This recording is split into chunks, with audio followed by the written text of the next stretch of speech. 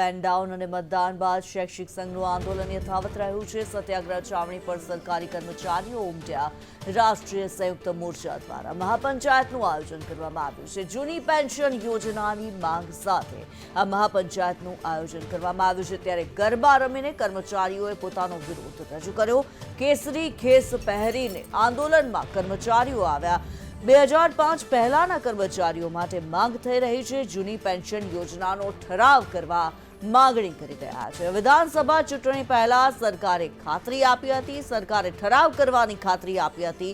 અચોક્કસ મુદત સુધી આંદોલનની પણ ચીમકી ઉચ્ચારવામાં આવી છે।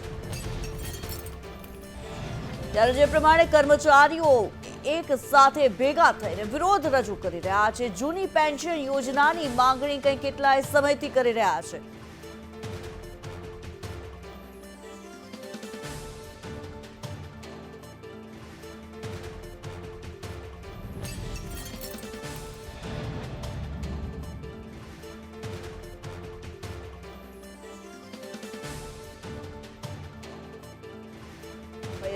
સત્યાગ્રહ છાવણી ખાતે કર્મચારીઓ ભેગા થયા છે। 2005 પહેલાના જે કર્મચારીઓ છે તેમના માટે થઈને માંગણી થઈ રહી છે। જે અન્ય પડતર માંગણીઓ છે તેની વાત થઈ રહી છે। ઉપરાંત પરત લાગુ કરવાની માંગણી સાથે આંદોલન કરી રહ્યા છે।